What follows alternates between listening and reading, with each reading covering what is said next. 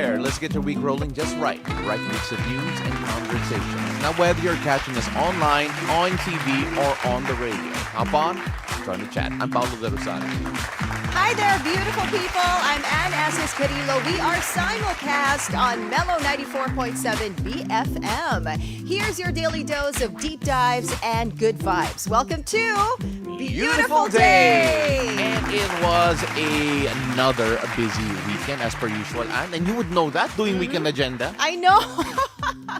Parang I do the news every single day. Oo nga eh. So aren't you tired? No, actually, I am so into it. You know, all these political stories. Parang feeling ko, I am a part of it. Alam mo yon? Yeah, you know, the interesting part is that I'm feeling more and more, especially in this political climate, diba? Na it's starting to affect our lives a bit more and more. I'm seeing more, particularly tayo, diba? Dito sa Pilipinas, very religious tayo. Yung mga Christians, yung mga Catholic, and whatever. Like, I'm seeing more and more preachers and more priests actually start incorporating that in a homily, talking about yung corruption and greed. Oh, yeah. For the last 2 weeks, personally, yan naging experience They ko. do that all the time naman talaga sa church, di Pero ba? Sa homily. kahit yung mga apolitical, they're starting to. Whatever the political story is or political issue that we're facing, they always incorporate that into the homilies, the preaches, and everything. Yeah. And hindi mo naman you can't really blame them because I agree. everybody is really concerned about the issues that we're facing right now. And over the weekend nga, ang dami nangyari with Baguio City Mayor Benjamin Magalong resigning from the ICI. So, usap-usapan niya, naglabas si Mayor Magalong ng statement. Also, presidential spokesperson, Undersecretary PCO, Undersecretary Claire Castro also released a statement as to why Benjamin Magalong is bakit siya nagbitiw from the ICI, diba? So, a lot of things happened during the weekend, and daming news, and we will be talking about some of those later during our news segment. 100%. I'm a big fan of yung trabaho ng mga reporters natin, the work that they do. Yeah. Of course, our Hannity had an exclusive for the weekend. We're going to be talking about that later on. But again, we're also live online, so thank you so much for everyone joining us online. Make sure you join us in the comment section and if they could, I'm sure they should join every conversation. They always do, actually. They always send us I messages and they join the conversation, especially when we talk about the news. We are live on Facebook and on YouTube. So go ahead, like, share, comment, and subscribe. We are simulcast on Mellow 94.7 BFM, and we are also on their Facebook page. So there are lots of ways to join the show today. And yes, please do type on the comment section. We want to hear from you as well. And if you want to throw questions our way for our guests later we will be hanging out with Maricris Joson on how Yabang Pinoy has been turning national pride into lifestyle for 20 years. I actually do remember Yabang Pinoy growing up, just seeing some of their work, and I think I had a couple of their pieces. Growing up, but of course, apart from that, we also have a guest on Weather HQ. This one's more health related, really, rather than the weather. We're having a returning doctor here, Dr. Toffee De Jesus will be coming on later to talk a bit about dementia. So, of course, according to the DOH, around 1 million Filipinos are now living with dementia. So, something that has to be addressed as well. So, for those who are concerned about some of our older members of our communities or of our families, go check that out. We're going to talk about that later on. But, as per usual, we start off by talking about something we all enjoy. Do we enjoy this? Pag walang traffic, we enjoy. Pag wala to, we enjoy natin. Pag holiday at clear ang roads, we enjoy. Yes, we do. But today, let's start with a traffic update. Let's check the situation in major roads at this hour. First up is a look at EDSA Orense in Makati. On the left side of your screens, we're seeing vehicles heading to Pasay City. Light to moderate traffic already building up on that stretch. stretch. Opposite lane, right side of your screens, you're seeing vehicles heading to Shaw Boulevard. Light traffic on that area. Now this time, let us take a look at EDSA White Plains. On the left side, you're seeing vehicles heading to Shaw Boulevard. So if you're heading southbound, you will be faced with moderate traffic as of this hour. And opposite lane, right side of your screens, those are the vehicles heading to Cubao. Light traffic on that stretch. Now, heads up to motorists. The expanded vehicle number coding scheme is in full swing. It's a Monday. So vehicles with license plates ending in 1 and 2 should be off the road right about now until 10 a.m. and again later from 5 p.m. to 8 p.m. And mixed news for motorists as mixed fuel price movements are expected this week. The Department of Energy is expecting the price of gasoline to roll back by up to 80 centavos per liter, while diesel is expected to increase by around 5 centavos per liter, and kerosene to go up by up to 40 centavos per liter. The DOE cites continuing geopolitical tensions as cause for the price hikes, while additional oil supplies are seen as Iraq resumes oil exports to Turkey as cause for the rollback on gasoline.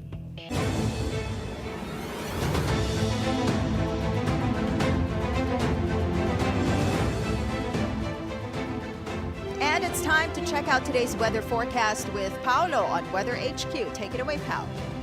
Thank you so much, Anne. Let's take a look at the weather today, where the easterlies, or the warm and humid wind blowing in from the Pacific, is the dominant weather system affecting the country today. Now, these winds usually bring fair weather in the morning and midday, but because they carry a lot of moisture, they can also trigger isolated rain showers or thunderstorms later on in the afternoon and in the evening. Now, over here in Metro Manila and across the rest of the Philippines, we can expect partly cloudy to at times cloudy skies. Now, while most of the day will be warm, sudden downpours are possible, and some thunderstorms may bring brief but heavy rains. So remember, make sure that your umbrella is close by. Now, moving on to our sea conditions, good news for our fishermen, boat operators, and travelers by sea, because there is no gale warning in effect. Now, coastal waters across the country will remain light to moderate, meaning that it is generally safe for those who are traveling and those who are fishing. Now, it is very simple today. Again, the easterlies affecting the majority of the country with no gale warning in effect. Again, we asked everyone to do watch out for the sudden downpour later on. That is possible, especially in the afternoon and the evening. But that is it for Weather HQ at the moment. Short but sweet. And back to you. Thank you, Pao. Now on to our top stories this morning. 427 bank accounts linked to the Discayas have been frozen, with transactions amounting to 180 billion pesos over the past 9 years. Most of these funds came from government projects, particularly flood control contracts, since 2016 under the Duterte administration. St. Gerard Construction, St. Timothy, Alpha and Omega, and St. Matthew received billions, mostly from the DPWH. Senator Lacson estimates the Discayas cornered close to 207 billion pesos from 2016 to 2025, half of which was during the Duterte administration. Well, the Land Bank of the Philippines is now at the center of an alleged kickback scheme involving flood control contractors Curly and Sara Discaya. Now, according to the Anti-Money Laundering Council, Land Bank handled 70% of the Discaya's 427 accounts across 16 banks, with 180 billion pesos in transactions from 2016 to 2025. The AMLC claims that the Discayas obscured the source of these funds by commingling money from fake or substandard projects to evade detection. Senators recently flagged a 457 million peso cash release to Sims Construction, a contractor linked to alleged ghost projects in Bulacan, sparking questions about the bank's role in these transactions. So again, focusing here on the accounts of the Discayas, it feels like we're going back to them. It felt like for a few days, yung focus medyo nawala sa kanila. But then this revelation when it comes to all of these bank accounts Yes. sharply bring back the focus, especially when you take a look at the numbers being We're talked actually about. flashing that Oo. on screen right Mga now. bilyon talaga. So the Discaya companies, these are the cash inflows and outflows. And as you can see, we're talking by the billions here. Yes. So this much money. That's the reason why the BSP now has come out with stricter regulations, yung limiting yung money that you can withdraw in a certain day. And if you are going to exceed 500,000 pesos na transaction, they ordered banks, BSP has ordered banks to conduct enhanced due diligence. Yes. Tapos hindi na pwedeng cash. Kasi, di ba? That was the you're issue with Land withdrawing- Bank Yeah, in that particular. was the issue. They were withdrawing this much money in cash. So now Yes. it has to be transacted through checks, through direct deposit to the accounts, online fund transfers, and the like. Hindi ko yan maisip eh. 427 frozen accounts across 16 banks. Yes. And that's only 70% by the way. What we have in Land Bank, or at least what we're showing you from Land Bank right now. Again, you can only imagine yung scale na to. Yeah. Or of course, if you had all the numbers listed out in front of you, siguro malulula kayo. Kasi ako, just personally, just taking a look at the billions moving in and out, Yeah. it is a different level. I mean, nakakalula na nga if you're talking about millions, di ba? But this time, billions ito. And Yes. going back to my previous article, it's notable that the bulk of the money that came in to these Discaya companies came from the DPWH from 2016 to 2019. Well, and if you'll notice, no, sa mga hearings, most of the information that they give during the hearings nagsisimula lang sa 2020 during the Marcos 2021, time. 2022, Diba? So yes. hindi they're not mentioning anything about the previous years.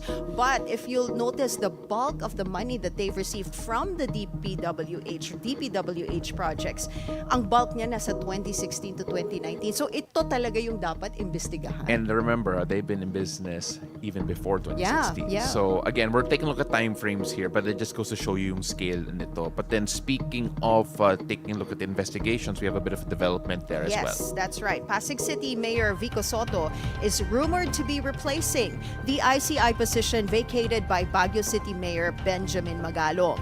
Mayor Vico is known for recently being one of the government officials who exposed alleged corruption in DPWH flood control projects. When asked by BNC whether he would accept the position should it be offered to him, he answered simply, and I quote, "We will release a statement." Meanwhile, Palace Press Officer Claire Castro clarified the reason for Mayor Magalong's resignation as ICI Special Advisor, saying it would be in conflict with the Constitution and local government code. Bakit hindi siya pwede maging investigator? Kasi magdodoble po siya ng trabaho at yun po ay conflict sa Constitution at conflict po sa local government code. Mayor Vico didn't really confirm or deny that question if he would accept the position if it was offered to him. Sabi niya, huwag re-release sila ng statement. But according to PCO Undersecretary Claire Castro, as we've seen on screen, the reason why Mayor Benjamin Magalong, ano kasi, may conflict of interest with regards to holding two government positions. Yeah, again, So if this is offered to Mayor Vico, it would be the same situation, right? yeah, so again, the exact wording was conflict with the Constitution and the local government Yeah, code. local government code. It feels like, again, same position. So we talk about city mayor, and personally, siguro there has to be a different reason why. I feel like this why goes Mayor deeper. Vico. No, I rather if Mayor Vico does take the position, there probably is going to be a different reason given as well. So when we take a look at if he does get the position, then I think we're going to have more clarity on that. But now we have to move on because we have to go back again to, I mentioned it a while ago, the excellent reporting by our own very own Yes. Hannah T. She was able to really showcase to the Philippines here what happened over the weekend. And it's Edna Marcoleta, the wife of Senator Rodante Marcoleta, who holds a directorship at Stronghold Insurance, which provided bonds for contractors linked to the Discayas in a multi-billion peso flood control corruption scandal. Now, according to a notarized acknowledgement from 2022, Sara Discaya, through Alpha and Omega, personally transacted with Stronghold for a bond obligation. Senator Panfilo Lacson has previously questioned Marcoleta's support for the Discayas, raising conflict of interest issues in the Senate's probe. The Discayas companies have had their licenses revoked, and the government is currently evaluating their application to become state witnesses. Again, according to that report by our very own Hannah T, the insurance just means that it practically is ensuring that gawa yung mga proyekto. And they issued ng mga bonds. Discayas. They Yes. issued bonds to the Discaya companies. And one of those bonds that they have issued under Milestone Guarantee and Assurance in 2023, yung 192.9 million road dike project in Oriental Mindoro, which was flagged by Senator Panfilo Lacson during a hearing, Yes. diba, na nasaan ang where did that money go? What did it fund? Kasi it was a ghost project, di ba? Yes. So nagkakaroon ngayon ng conflict of interest with Senator Marcoleta being part of the Blue Ribbon hearing. I'm sure there's going to be a reply to this from Senator Marcoleta. There should be a reply. There should be, and Yeah. it will probably be talked about even more, especially in the next hearing. So when it comes to whether or not this conflict of interest will be brought up, I guess pwede natin sabihin, abangan na lang. Because there is obviously, we've heard it already from Senator Panfilo Lacson. He asked Senator Marcoleta directly, why are you defending the Discayas? Yes, yes. So, may part 2 yun. Ang daming Probably. ang daming issue like over the weekend, 'di ba? Si Orly Goteza, Yeah. one of the witnesses that Senator Marcoleta has presented to the Blue Ribbon hearing about the pag-notarize ng kanyang written affidavit. There's so many questions there that have yet to be answered. And then ito, nadagdag pa itong conflict of interest with the wife of Senator Marcoleta. So, And it is only Monday. I know. It is only Monday, and we're going to move on here because we got more news. Former presidential spokesperson Harry Roque says that former President Rodrigo Duterte did not lose consciousness in ICC detention. On BNC's Agenda Weekend, Roque says that FPRRD fell and hit his head on the floor but did not lose consciousness. The former president was then taken to the hospital according to a first-hand source. Nakakalap ako ng impormasyon siguro ng buwan ng Agosto galing sa isang empleyado ng detention facility na nahulog daw si Tatay Digong at tumama ang ulo sa sahig at dahil dyan ay ilinabas at dinala sa ospital. No? At kung hindi ako nagkakamali, ito yung pagkakataon na nagkaroon nga ng ulat na linabas sa ICC si Tatay Digong at ang sabi ay for routine check. Okay. Pero lilinawin ko rin na hindi ko alam kung itong impormasyon nito na binigay ko kay BP Sara ang basihan nung kailan lang binanggit ni VP Sara na nawalan nga ng consciousness si Tatay Digong dahil sa inadulas. The statement comes after Vice President Sara Duterte claimed her father, FPRRD, was being mistreated in ICC detention as he was found unconscious on the floor of his room. Now in world news, 2 people have been killed, including the suspect in a shooting at a church in Michigan, United States. Firefighters also responded to a blaze coming from the Church of Jesus Christ Day Saints. Police say a 40-year-old suspect had driven his vehicle into the church during services and opened fire with an automatic weapon. U.S. President Donald Trump called the incident horrendous in a post on Truth Social. He described it as yet another targeted attack on Christians. The Church of Jesus Christ of Latter-day Saints is informally known as the Mormons. Pope Leo prayed for the victims of devastating typhoon that struck parts of Asia. This as he gave his weekly Angelus prayer at St. Peter's Square on Sunday. In recent days, a typhoon of exceptional strength has struck several Asian territories, particularly the Philippines, the island of Taiwan, the city of Hong Kong, the Guangdong region, and Vietnam.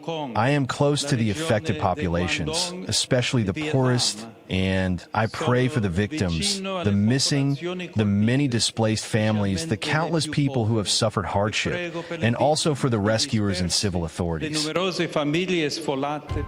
Super Typhoon Ragasa is the world's largest tropical storm this year.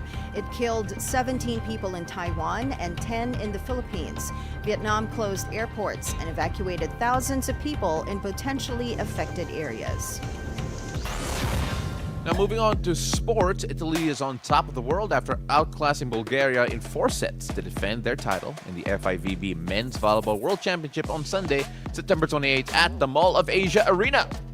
Now, Italy grew from strength to strength in final, 25-21, 25-17, 17-25, and 25-10 in what turned out to be a dominant win. Opposite, Yuri Romano led the way with 22 points, while Mattia Bottolo chipped in with 19.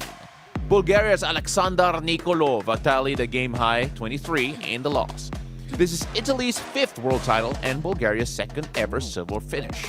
Poland settled for the bronze.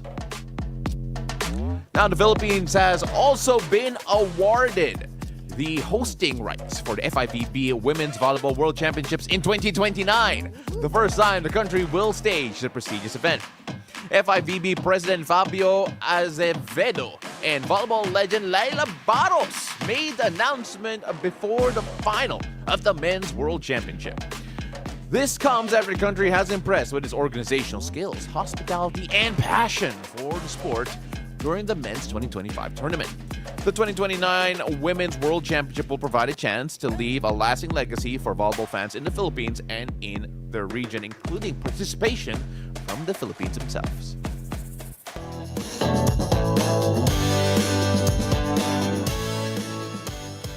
Now, here is our first cup of tea, One Battle After Another, starring Leonardo DiCaprio, topped the U.S. box office this weekend. Making 20 reviews about this movie, One Battle After Another. I have yet to see it. Grabe yung ratings nitong movie na to. Grabe yung star power ni Leo. Yeah. And ano siya, kasi we were used to see British pop star Lola Young canceled a second show days after collapsing on stage at a music festival in Queens over the weekend. In a video taken during her performance at the All Things Go musical festival in New York, Lola Young appeared to be signaling something inaudible to the prod before collapsing. Young was carried off stage by medic. The 24-year-old breakout artist addressed her fans on her Instagram story and assured that she is now okay. She also apologized for canceling her second-day show at the festival. Lola Young is best known for her TikTok trending song Messy, as well as her feature on Tyler, the Creator's Like Him. She's long been open about her bouts with mental health, like issues with substance abuse, schizoaffective disorder, and ADHD. I actually saw the video of this one when she collapsed and then she was carried Scary. off stage. I'm glad she's okay now. She has addressed her fans. She posted something on Instagram and said that to all those who worried about her, thank you, and she's doing fine now. Well, hopefully it doesn't happen again. Again, we're seeing the video, and it's hard to watch, especially if you're a fan of Lola Young. But yeah, unfortunately, I think this is not the first time we've seen something like this. Performers collapsing on stage, or even athletes, or anyone in high pressure situations. So again, for those we always mention it, for those going through mental health issues, for those who are having problems with substance abuse or any other things that that people are using to cope in high pressure situations. Sana you find a way to be able to address these in a healthy manner as well, because hopefully we can avoid more moments like this. And of course, to Lola Young and all her fans, sana that this does not happen again. Yes, and that is our tea for this morning. Now, up next, is yabang a bad thing? Not if you ask this Filipino pride movement. For 20 years, Yabang Pinoy has been turning national pride into a lifestyle. Find out how they're changing the conversation when we return. Beautiful day. We'll be right back.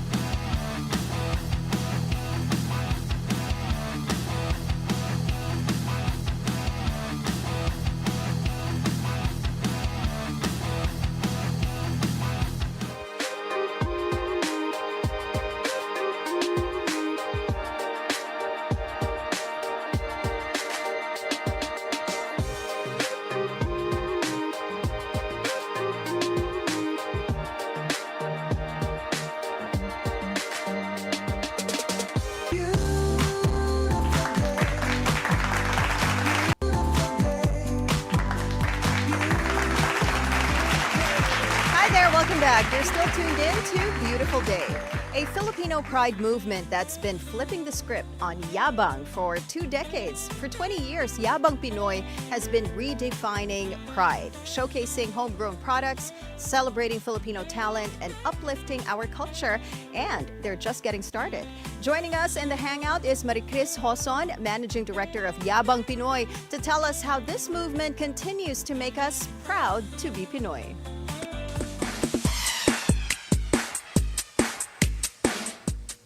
Beautiful day, Maricris. Welcome to the show. Thank you for having us. So, Yabang Pinoy, Pinoy Pride, it's a Filipino pride movement. Now, this is your time to make Yabang Pinoy. What is this all about? So we've been here for 20 years. We started this in 2005. Simple abakaban. We wanted, we wanted talking about Filipino pride to be an object of conversation. We thought about, to be changing mindset. It doesn't take an event. It doesn't take like a one campaign. It's really a lifelong commitment to keep on talking about being Filipino.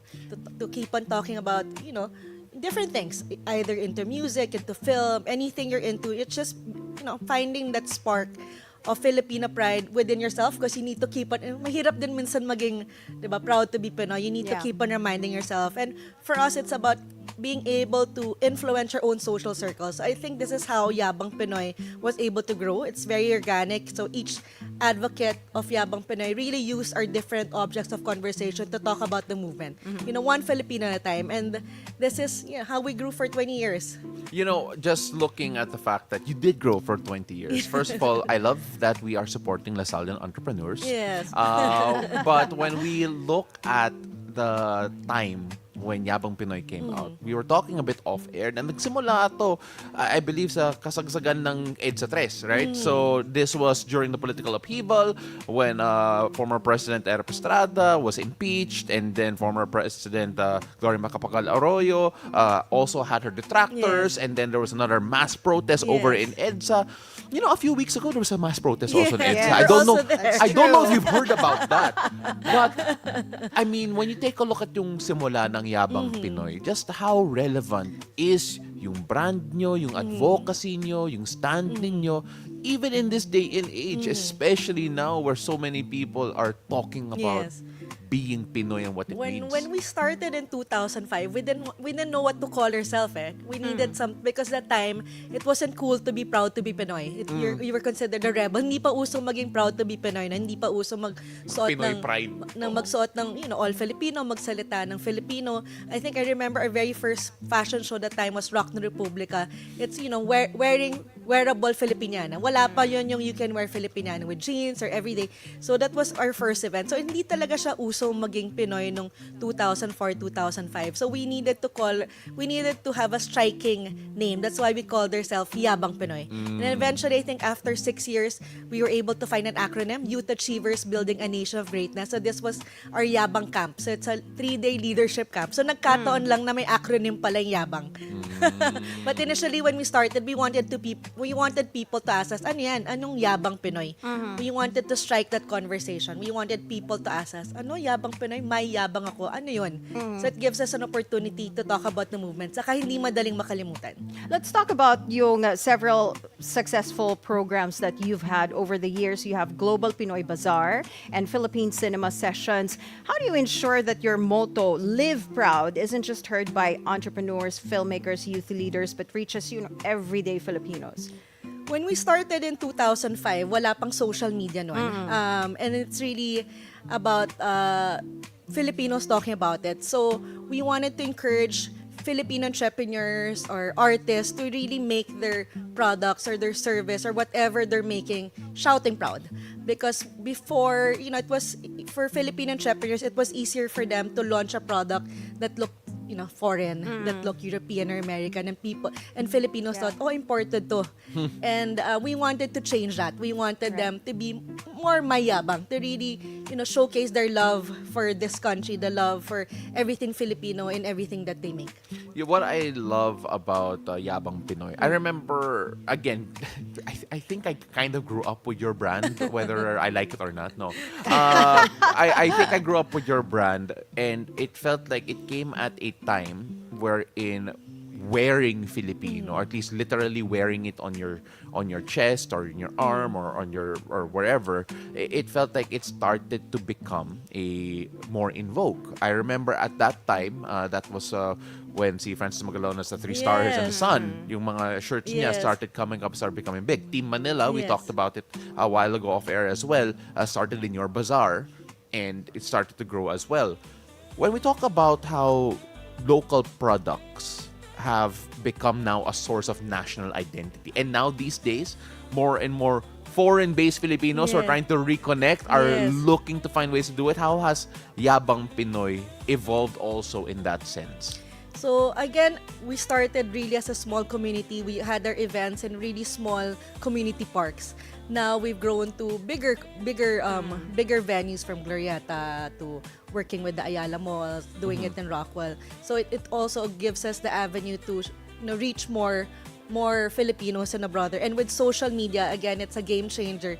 It again makes us accessible to Filipinos all over the world. You know, I remember when I was younger, when I was younger, when I was younger, people were really into buying imported Yes. stuff. No? Parang wala pa masyado ng mga groups like this, really promoting Philippine local products, diba? Filipino pride and everything. So do you still see that challenge now? Parang introducing Filipino products to consumers. Well, definitely, price is still an issue. I mean, you can Okay. get something imported really low price. Yes. For Filipino products, it's still, they say a premium. It's a premium. And in our Global Pinoy Bazaar, we try to really choose merchants that we ourselves can afford. That Okay. most of our members are, students, young professionals who can't really afford the super premium Filipino products. So the merchants that we choose in Global Pinoy are things we ourselves can purchase, we ourselves can buy as gifts to give for Christmas. That's a good move, no? Kasi syempre, when you talk about local products, Yes. lalo na yung mga weaves Yes. and everything, it tends to be Really really expensive. expensive. So it's nice that you're, curating yung your Yeah, so we go direct to the partners. weavers Yes. to come and sell. So at least at the fraction of a cost, like 1/4 of a premium cost, you can buy like a weave top or a weave skirt. Is that the biggest challenge, trying to get the price point down? Yes. Kasi I know so many that is people. the biggest challenge. I know so many people who love Filipino products, or at least starting to love Yes. it, especially mga weaves. We're seeing more Yeah. more patterns Yeah. in our fashion that incorporate Filipino elements. Sa palagay mo ba, is that the biggest thing holding local products back from more widespread mainstream acceptance dito sa Pilipinas in terms of yung mga locals? I think we've improved through the Yeah. years. From when we started, there's more awareness now. I mean, they're more conscious where they put their 1 peso. I mean, if there's a Filipino alternative, kaya naman ng bulsa. Why not? Okay. So now that you're celebrating your 20th. 20th year, you have a couple of events lined up for the month of October. Yeah, so Let's if talk you about guys that. aren't doing anything, try to do your early Christmas shopping October 2 to 5 at the Palm Drive Activity Center. Glorieta will be there. If you're into film, we're having our 6th Philippine Cinema session at the Linya Linya headquarters this Sunday, October 5 and next Sunday, October 12. And we have a series of Global Pinoy events also in November. So please do follow us in Yabang Pinoy Facebook and Instagram. This Pinoy fair that you're having in Makati, you have an Alabang version of that, Yes, right? October 17 to 19 at Alabang Town Center. Let's go, Alabang! and I believe nag-start kayo with this Pinoy fair. Maliit lang siya, Yes, we right? started in Cuenca Community Center Oo. in Ayala. It's still a very niche market when we started. So we needed to be in an area where there's buying power at the same time they appreciate handmade, one of a kind. Not to be super konyo, but then I think yes. I think that's where I grew up learning about Yabang Pinoy. Kasi doon ako nagpo-football palagi. Yes. But again, it's congratulations on the success. I mean, we saw all of the work that you're doing to celebrate yung 20th ninyo, and when we take a look at the reception, the growth that the movement has had. I mean, like the Abacabra says, it felt like it's been going on literally the entire 20 years. How do you see this growing even further? Especially especially now considering that it feels like we're at another flashpoint in Yes. terms of yung political setting natin. Well, for us, again, with social media, it gives us an opportunity to also, spread the message of Yabang Pinoy, not only Luzon, but also Visayas and Mindanao. And we've been also working with some of our advocates who are now, working in different Chamber of Commerce to also bring Yabang Pinoy to the Filipino communities in Italy and San Francisco, and bringing our merchants with us. So, a lot of exciting things gonna happen in Yabang in the next 20 years again. Yeah. Yeah. Well, sorry, you mentioned the international exposure Yes. right now. How has the reception been from those who aren't Pinoy, who are discovering it for the first time? Because, you talk to any foreigner who was not too familiar with the Philippines, minsan nga, they can't even point out to put the Philippines is on a map. But when they are exposed to yung mga products natin, and of course, the craftsmanship, and of course, the uniqueness of it, what's the reaction you typically I get? think we're especially now with the Gen Z, they like pop of colors, and for Filipino products, we're a lot about colors and very unique design and statements, and this is what gets all these foreigners excited about what we can bring to the table. Aside from promoting Pinoy products, you also promote Philippine cinema, and I wanted to touch on that because you're having the 6th cinema sessions Yes. in collaboration with Linya Linya. Let's talk about that. How do you envision this partnership, shaping conversations in Philippine cinema? Well, for us, we know that film is also one of the medium to really spread the message, Yes. especially now. And we're 110 million Filipinos. If we support Filipino film, then all these people in the industry can create better film products. And for people that aren't sure if whether to get into film, this is a crash course also into film. We have different people in the industry that will be giving a talks. Mr. Net Hadaone, all these producers, script writers, different stakeholders in the industry will be there. So if you're thinking of getting to film or into film, this is a good event to attend. So these are parang a series of workshops? Yes, talks? so different Okay. talks Yeah. for 2 days, October 5 and October 12. All right, not to put you on the spot here, pero when you look at the recent films or maybe some of the older films that you do feature, what do you think left the most impact on you personally that would also impact the future generations also haven't seen it yet? Well, for me, ang dami ng magandang film eh. Well, of course, Yeah. I love Direk Antoinette Hadaone from Tadhana. Of course. Yabang Pinoy, I think before the pandemic, we were also bringing to school the story of Happy Land. It's a story of how football changed the yeah. life of 3 children in Happy Land. Yes. So many films that we just need to bring it out there that Filipinos can choose from. There's so much. so many films. But Happy Land's a deep cut, by the way. I did Yes. not Oh, you- expect. you saw Happy I did Land, not but- expect a Happy Land reference. Sorry. Which was a 2014-15 Yes, film, I yes, believe. yes, Yeah. yes. So there are also Yabang Pinoy advocates na Fotcaleros, yes. That's good. That's good. Well, of course, we have a bit of time here. So right now, we're gonna go deep into the, hindi naman slam book question. Pero ito, because when we talk about yung mga proudly Pinoy items, products, moments, or even maybe traits siguro, when you talk about from a Yabang Pinoy mindset, what do you think those are? Well, definitely humor. I love Linya Linya, Ali Sanggalang. How how Filipino humor, he puts it into different products. And it's us eh. Diba? How we put humor in the problems that we face. What else? Well, from all the artisan that say Gouache is also our partner this year, how a simple thing of going to Marikina, sabi ng mga workers doon that gusto lang po namin ng regular na trabaho, hindi contractual. And then it eventually, started from one product. Now they have a collection of different bags and pouches. So it's really, Filipinos wanting to really help other people and making the best product they can. And eventually, if Filipinos are more conscious where they put their 1 peso and has that mindset of also helping other people, then we will I think this is sustainable progress. We can't be relying on industries that aren't us. And they say that the new colonization is really consumer consumerism. And for Yabang Pinoy, it's really about the consumer revolution. Ever since when we started, that was our main goal. If you look at developed countries, what's their common denominator? It's the brands that we consume and consumed by people from all over the world. If Filipinos can produce homegrown brands that can be consumed by 110 million Filipinos and people from all over the world, then there's no reason for us to still be poor. You work with different Filipino brands, Filipino artisans. Is there a favorite, that inspires you right now? Well, a lot. This is Ant Hill. This is by Anya Lim from Cebu. She helps the weavers love it, in by the way. Cebu. My denim top, my denim skirt is from Alixia. They also work with different weavers from all over. So many different brands. So please do join us in our Global Pinoy events this October and November. So many Filipino entrepreneurs to discover. I can't wait to go past by, and of course, siguro sa Alabang version. Yes, Alabang Town Center. Doon ka malapit eh. Doon ako malapit. Yeah, My yeah. family's there, but apart from that, syempre, it's going back to the roots. I'm just appreciating the moment.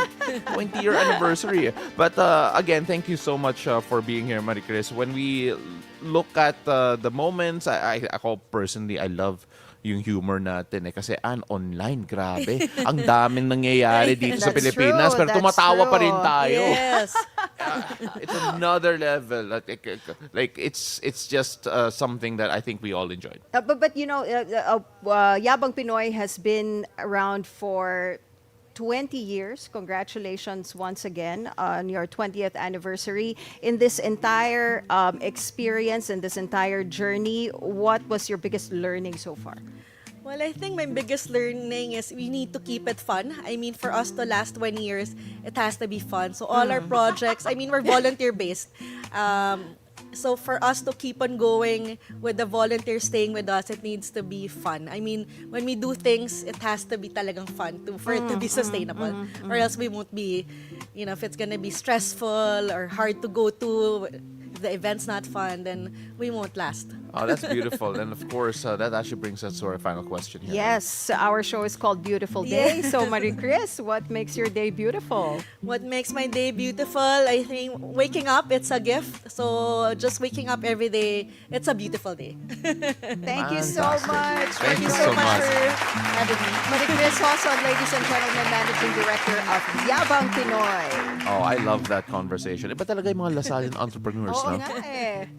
Well, after the break, we'll talk about dementia with Tofi De Jesus, Dr. Tofi De Jesus from the Dementia Society of the Philippines. Beautiful day. We'll be right back.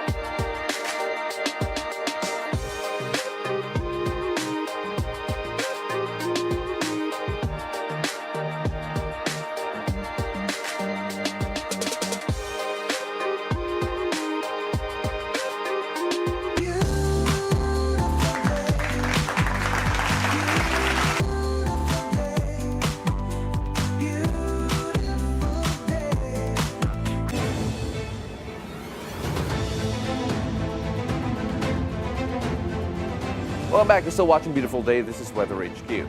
Now, around 1 million Filipinos are now living with dementia. This according to the Department of Health.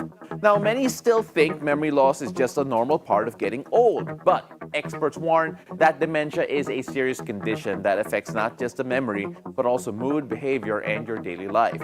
Now, to help us understand that better, we're joined via Zoom by Christopher Tofi De Jesus, a psychometrician and clinical psychologist from East Avenue Medical Center and the Dementia Society of the Philippines. Good morning, Tofi. Welcome back to the show. Thank you so much for joining us.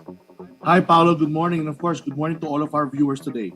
Now, we mentioned it a while ago. DOH says that there are about 1 million Filipinos, give or take, who are now living with dementia. When we take a look about how this concerns our country as a whole, how big is this dementia in terms of the way that it affects our countrymen?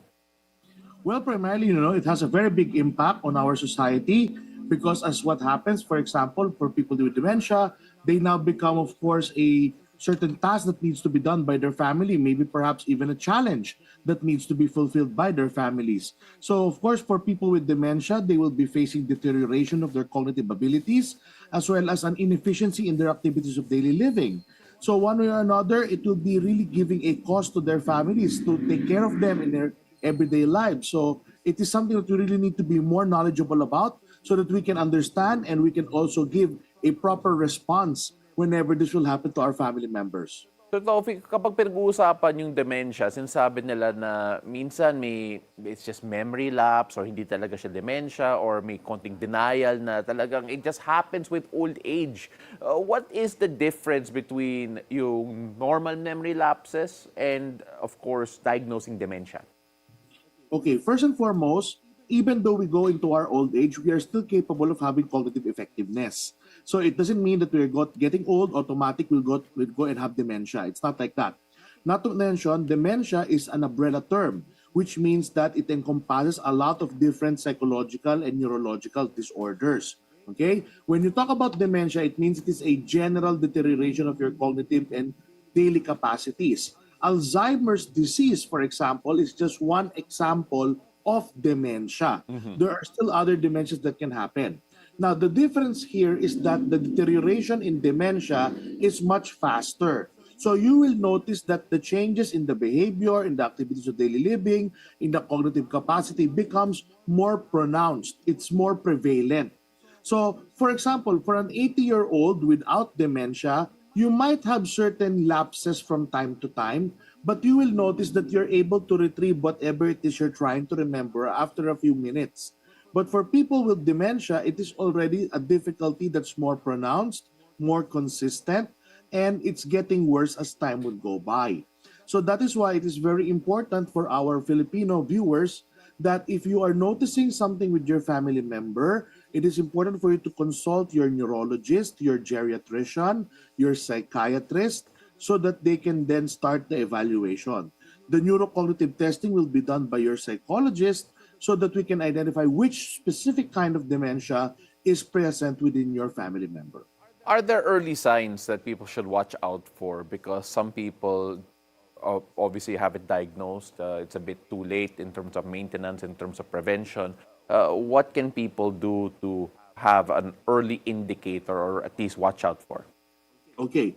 Risk factors for dementia would include number one would be age, because primarily as you get older, the higher the chances of you having it.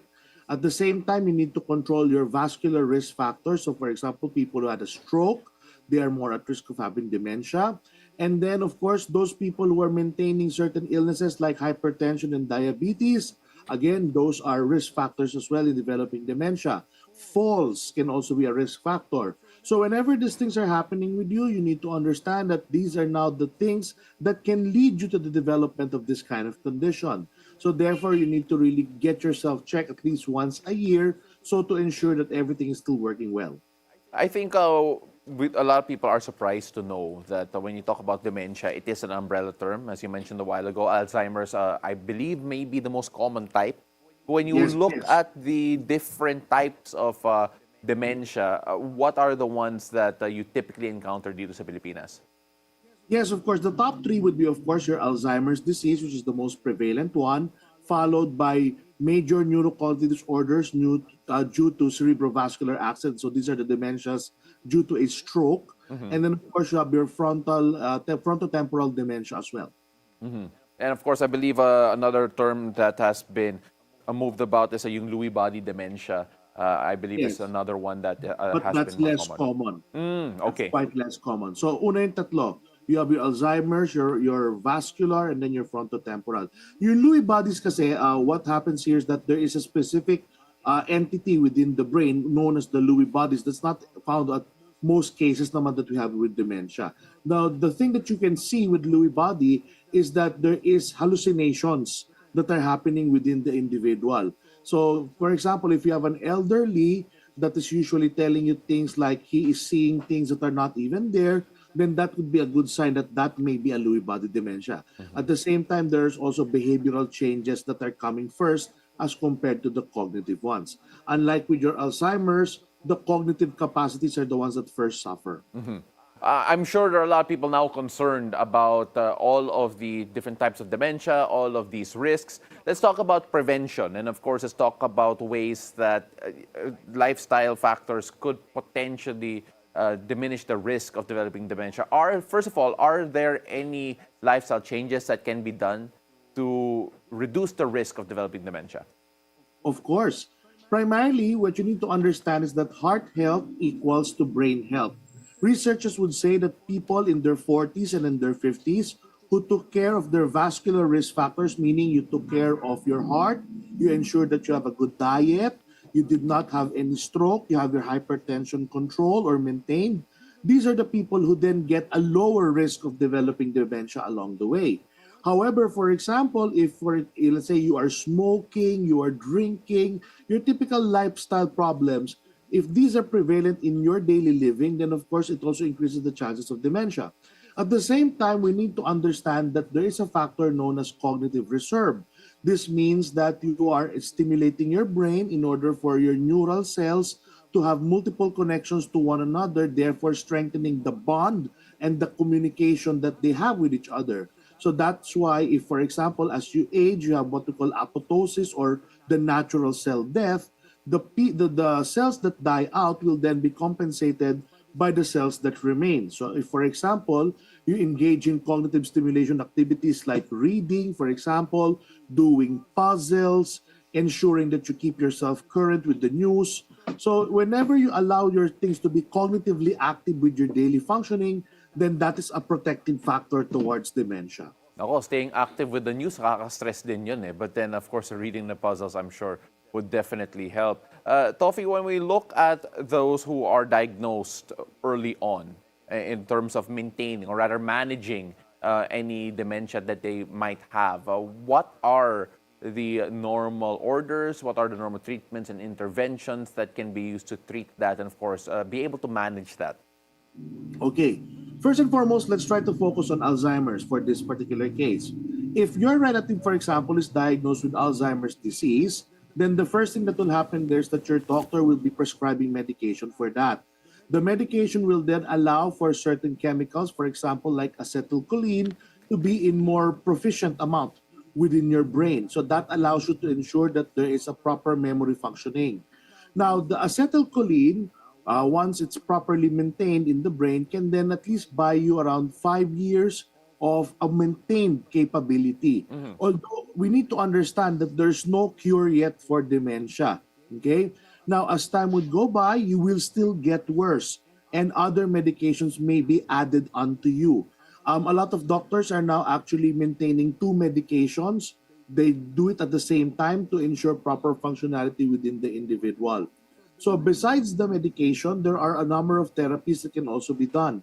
First, we have what we call cognitive rehabilitation. So that means on a weekly basis, the patient will go to the doctor or the psychologist, and the psychologist will then administer activities that stimulate the brain. And therefore, by doing so, you are then allowing the remaining neurons to connect with one another so that they could at least maintain a certain level of functionality. This will then be succeeded with a series of activities that you'll be taking home so that you can also practice even though you're not with your psychologist. So besides that, there's also what we call reminiscence therapy, in which you can then dig up old albums and try to recall who is this person, where am I in this activity, what am I doing in this picture. So by doing so, you're trying to help recall certain things that happen within your life. Now, in addition to that, exercise, physical exercise will be very essential. So as long as our patient is capable of moving, we are recommending light exercises to ensure that the body remains active as well. So whenever you do this kind of regimen, you are then ensuring that whatever is the current status of your patient will then be maintained on a prolonged basis, and we can then delay the progression of the illness. What advice do you normally give families who are dealing with loved ones with dementia, considering that it can be difficult, it can be stressful, especially on the finances and, of course, yung level of patience that these families normally have to be able to really care for one of their loved ones with dementia? Yeah, actually, we need to understand that the caregiver burden for dementia patients is very real, especially because they could be very repetitive. They can sometimes develop behavioral problems such as agitation or even aggression. So it really takes a toll on the caregiver. So the first thing that we usually tell them is that they need to have a support group. Okay, if there is a possibility of joining online groups for people who are also taking care of their relatives with dementia, that would be a good step because that way you can then exchange the way that you do practices regarding taking care of your relatives. They could then exchange strategies that they could employ, and at the same time, there would be a good outlet for them. If you have a chance to undergo clinical psychotherapy from your psychologist, that would also be okay because your psychologist can then give you the proactive methods in how you can try to maintain your level of stress and maybe perhaps process some of the grievances that you might have given the fact that you're taking care of somebody with an illness of dementia. At the same time, we're also telling them that, you also need to keep yourself active with your physical activity, even your cognitive activity, because sometimes the repetitive task of taking care of somebody with dementia may also contribute to your own personal deterioration. Okay? So whenever these things are being maintained by the caregivers, more or less they're able to be capable of managing the stress on a more productive level. So, Toby, when we take a look at the state of how we treat patients with dementia and, of course, supporting their families here at the moment, how would you rate how we do it here in the Philippines in particular? There are more communities, there are more people trying to address this for sure. Pero how would you see the way that we do treat dementia here in the Philippines at the moment? Actually, it's very optimistic, Paolo. Because of certain organizations such as the Dementia Society of the Philippines, for example, the efforts being done by the professionals within these organizations are already bearing fruit. Since 2002, this has been the advocacy of the Dementia Society of the Philippines that we would like to educate people at the grassroots level of understanding what dementia is all about. We are advocating that dementia is a disease and therefore it needs to have medical attention. We are advocating that memory loss is not just simply a sign of aging, and therefore there is still even functionality despite the diagnosis of dementia. And I think it's bearing fruit nowadays because more and more hospitals, both private and public, have memory centers. So before it used to be just 3 hospitals, but now even outside Metro Manila, they are now doing this. So I think there is a good chance that we are developing a better, more efficient way of handling this. And I think given the fact that you as the media are giving attention to this kind of situations, it then helps the advocacy. So I think for our viewers today, I would just like to share that if you are having a relative who's already above their 60s or above their 70s, we need to understand that their cognitive health is something that we need to give attention to. Maybe perhaps you can have your elderly relative to be checked at least once a year to ensure that their cognitive health is still within the normal level. And if it's not, if it's already deteriorating, you need to understand that you don't need to lose all hope. You need to understand that dementia is a manageable condition and you just need to work with your physician and your psychologist in order to make things better for your patient as well as the caregiver. So, Tofi, for those who want to reach out to you and your organization, especially those who are worried about dementia or are struggling dealing with it, how can they reach out? Yes, the Dementia Society of the Philippines can be reached at dsp.org. We are available online. We are then willing to answer any of your queries that you might have regarding dementia and dementia care. We will also be having our national convention on October's 1 to 4. We will be in Calasiao, Pangasinan for that. And at the same time, for my practice, I am available at East Avenue Medical Center. Ladies and gentlemen, he is Tofi De Jesus, a psychometrician and clinical psychologist from East Avenue Medical Center and the Dementia Society of the Philippines. Tofi, thank you so much for joining us and hopefully more and more people reach out to you very soon. Maraming salamat. Thank you, Paolo. Now, we've got more stories for you after a break, plus our horoscope of the day with Master Hans Kua. Don't go away. Beautiful day. We'll be right back.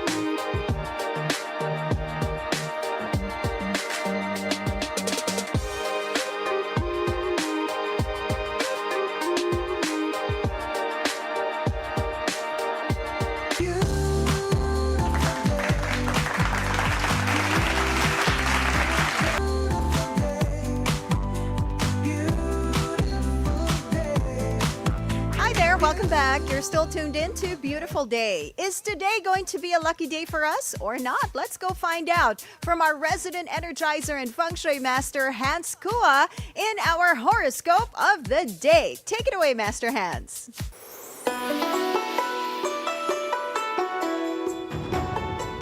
Good morning! Beautiful day with me, Bilyonaryo Master Hans Kua. Ito po ang horoscope for Monday, September 29. Simulan natin sa mga pinanganak ng Year of the Rat. Magandang araw para bumili ng gamit na matagal mo nang pinag-iipunan. Silver at 5. Kay Ox naman tayo, magandang araw para mag-apply ng panibagong trabaho o internal na transfer. Green at 3. Oh, Year of the Tiger ka ba? Mag-paint ng katawan tuwing umaga para iwas tayo sa mga sipon. White at 6. Sa mga pinanganak ng Year of the Rabbit naman, kung may utang, ito na ang tamang araw para bayaran kahit unti-unti lang. Tan at 2. Kay Drago naman tayo, may kaibigan magbibigay ng helpful na career advice. Makinig dito. Gold at 1. Sa mga pinanganak ng Year of the Snake naman, iwasan ang hating gabi ng mga snacks. Nakakalakihan, nakakabigat ng tiyan. Yellow at 8. Ito naman, King of the Horsey. Posibleng makipag-collab sa bagong contact. Buksan ang schedule mo. Blue at 9. Kay Year of the Sheep naman tayo, kumain ng whole grains para sa energy. Red at 4. Monkey naman, may kasamang kilig ang isang simpleng tawag o text ngayon. I-enjoy mo lang yan. Green at 7. Kay Rooster naman tayo, iwasang ipahiram ang pera kung hindi sigurado na babalik yan. White at 6. Kay Dog naman tayo, uminom ng buko juice para sa hydration at cleansing. Yellow at 5. At kay of the Pig naman, minsan ang kumusta ay simpleng bagong kwento. Huwag isara agad ang pinto. Blue at 9. Paalala lang, ito po'y patnubay lamang. Ang tunay na swerte ay nagsisimula sa pagiging totoo. Abangan araw-araw ang horoscope of the day dito lang po sa Beautiful Day with me, Master Hans Kua. As always, Master Hans Kua. So my horoscope for today is I need to eat a lot of fiber-rich food. So I always do that naman actually, Master Hans. Baka may, So, gumagalaw ba yung bowels mo na maayos? Kailan mo ng fiber-rich food? I always eat fiber-rich food. Like Yeah. it's really a constant part of my diet. Ako, I'm now looking for yung recent contacts ko. Parang may You'll collab have a daw collab ako. daw with a contact. Well, you know what? We've had a few musical artists in the Okay. past. Baka kailangan nila ng may mamatay sa music video nila. Diba? Oo. Kasi again, yan pa rin yung goal ko, diba? Yeah, na yeah. mabaril on screen. Oh, ang dami mo, yung goal mo is mabaril ka on screen, tapos you want to audition also as yung gingerbread man sa Shrek, right? Pero I just want to clarify also So, I want to get shot on screen. Pero gusto ko Pero, what? mala FPJ. Yung tipong at the end of the scene, gagalaw yung kamay ko. Na buhay pa pala. Diba? Then I'll be back. Mga ganun. Oo. Alam mo yun? Alam mo yung gusto ko yung yung nabaril na, tapos yung nakahiga na, tapos ang haba pa ng lines. May exchange man drama. Paalam, patawarin mo ko. Nabaril na yun Oo. Tapos Pero akala mo haba patay na, pa. iniwan na, tahimik na. Pero gagalaw pa rin yung kamay niya.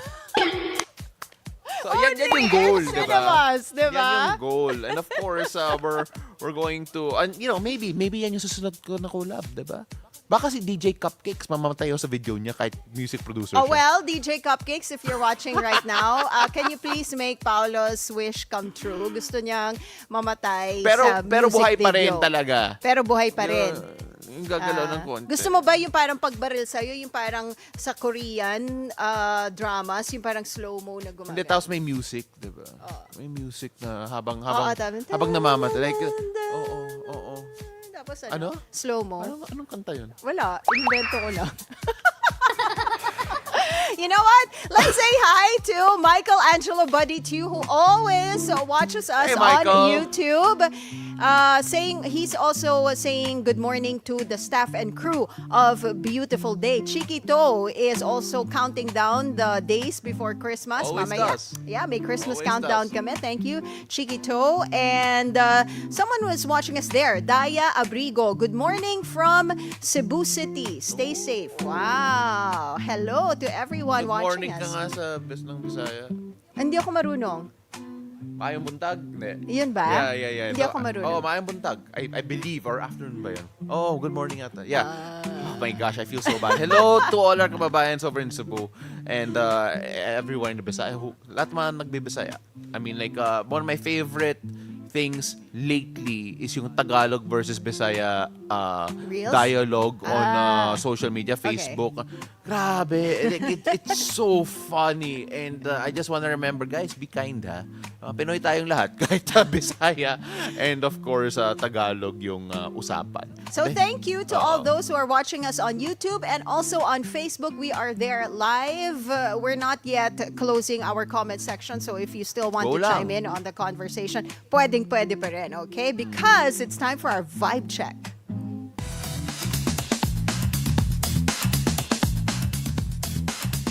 Okay, here we go. The Devil Wears Prada stars Meryl Streep crashed the Dolce & Gabbana show during the Fashion Week in Milan as her character, Miranda Priestley. Streep wore Priestley's customary sunglasses and Dolce & Gabbana vinyl trench coat. She surprised the fans as she entered the theater, escorted by security and trailed by co-star Stanley Tucci. Gang. Dolce and Gabbana confirmed that the scene was filmed for inclusion in the sequel set to come out May 2026. And she was also able to meet Anna Wintour in that event. I am happy. I know you're happy to see Meryl Streep. All there. dressed as All dressed up as Miranda Miranda Priestley. Priestley. Yes, of course, with Stanley Tucci Yeah, there. ako- Oh my goodness. Look, Stanley Tucci gives me so much joy. I am part of the Tucci gang. Okay. All right, he's like I one of my love Stanley favorite Tucci. character actors. Yeah. Oh, Tucci gang. But then, of course, can't wait for that movie. Again, it was one of the movies na I feel para sa mga kababata ko, like, growing up, the girls loved it. The girls loved the Wears Prada. I have a feeling my sister, if she watches the second one and it's good, baka ma-elevate yung fashion sense niya. You know what? Actually nga, when I'm feeling like I'm not feeling pretty today, I watch Devil Wears Prada. And I get inspired by that scene where Anne Hathaway like comes out na iba-iba yung outfits niya. That scene. Paano yung nakaka-inspire? Nakaka-inspire. Just wondering. Kasi it inspires me to wear something nice for that day. Kala ko Alam to mo go yun? shopping. But to go shopping Oo also. naman si Alvin. Bakit? I pay for my own stuff. Anyway. Alvin, you heard that, ha? I Wag don't mo pay for my bigyan. own stuff. No, I'm not saying that you don't. Oo. I'm just saying na wag siyang tumulong, okay? I mean, like, she said it on TV. Independent It must like be true. that. Yeah, it is true. Anyway, let's move on. The newly wedded couple, pop star singer Selena Gomez and music producer Benny Blanco, have shared photos from their first moments as husband and wife. On Instagram, Blanco wrote, "I married a real-life Disney princess," aww, along with photos of them together lounging in their house. The two tied the knot on Saturday, September 27, in Montecito, California. They started dating in 2023 and announced their engagement in December 2024. Reports say stars including Taylor Swift and Travis Kelce attended the wedding, as well as other music artists who have collaborated with Benny. And I love how her two co-stars in what's that? Only Murders in the Building, something like that. Si Steve Martin and the other guy, they were there. That was parang they were saying fathers of the bride. It's so cute. Meryl Streep, I think, was also invited, but she wasn't able to go because she was there nga in Milan. Yeah. But seeing their photos, it's so cute. I am waiting for a reaction from Justin Bieber. Why? I don't know. Kasi syempre, Wait, di ba why?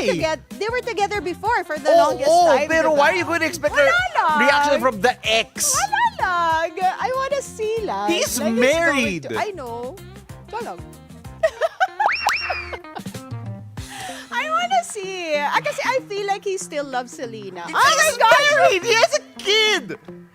Bakit ba, Paolo? Kasi naman, kaya marami nag-aaway, okay, in general. Oh, wait lang. Wait, I am in full defense I of want Justin to, Bieber. Nag-move on na siya. Wala, feeling ko, he still loves, Selena Gomez. Like, a part of him still yearns for Selena Gomez. So, wala wala, gusto ko lang makita kung magre-react siya if he's gonna post like a cryptic message or maybe a congratulations. Pwede naman. Di ba? I mean, naka-move on na. Di ba may mga ganon, they get, their ex gets married, tapos magko-congratulate sila, ganyan. So, malay mo, mag-congratulate si Justin Bieber. Did your exes congratulate you? No. Oh! Oh, diba? Oh my gosh. Okay, just because I'm a fan of the guy in Only Murders in the Building. Oh, yes. Martin Short. His name is Martin Short, there you go. Yeah, Martin Short was the one with Steve Martin. Yes. Moving on. Guys, don't congratulate your exes on their wedding. Huh? Bakit? Now, an entertainment icon that hasn't been seen in years has made an appearance as a hologram. Now, the late comic book superhero creator and Marvel icon, Stan Lee, made an appearance at the Los Angeles Comic Con. His hologram was trained on Stan Lee's many appearances on red carpets and fan conventions, and fans could actually interact with it. Now, fans could not only pose for photos, but also chat with the facsimile of Stan Lee. The hologram has sparked a bit of controversy, with some fans calling it dystopian, while still admitting it is quite impressive. Again, we had this conversation in the past. Naalala ko yung unang example, at least from what I remember. The first example I could remember of holograms making the news was when Snoop Dogg performed with a hologram of Tupac Shakur on stage. Oh, okay. And he admitted also after the show, when asked about it, sinabi ni Snoop that he may have spent more time with the hologram than initially. Than actual... No, than initially, kasi parang he wanted to share another smoke with him daw. And it felt real. But then the fact of the matter is that grabe yung technology ngayon, no? Grabe talaga. I mean, like we always talk about how AI and it is looks scary. so real. It is. No? And you can interact with it, diba? You can talk to it. That Stan Lee will probably say things that he has said in the past that's in response, a proper response to what you ask it. So, could you imagine? Yan yung next level wake na lamay. Diba? Like you can talk to the actual person. Nakatakot yun habang nandun yung, yung banggay. Yeah. Idea yun for some of our friends locally But I don't who's know watching if that right will now.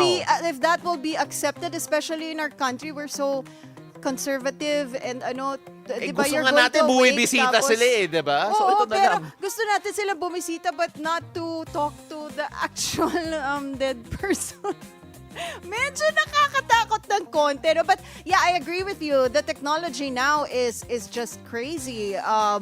Holograms, AI, di ba? Yung, it just looks so real. Yan nga kasi you're facing that machine. So it looks like you can touch him. Right? Yeah, it looks like you can feel, like look, may shadows and all of that. It looks fantastic. Oh, he's dressed up like Anne pala. Tignan mo, matching kayo. Diba? Wow, Anne, remind. Ayan kompleto. Hi, Tito Stan. Grabe, reminder lang. Hi, Tito Stan. Uncle Stan. Oh, reminder lang that with great power comes great responsibility, ha? Yeah. Pero grabe, no, the technology. Just recently, over the weekend, I think, I saw this post on Instagram about this AI actress. Yeah. Her name is Tilly Norwood, and apparently she's attracting interest na from several Hollywood talent agents. It's crazy, diba? So, nare-replace na ng bagong technology yung mga on-cam people. Yeah, so dati mga voice artists lang eh. Oo. Yeah, see?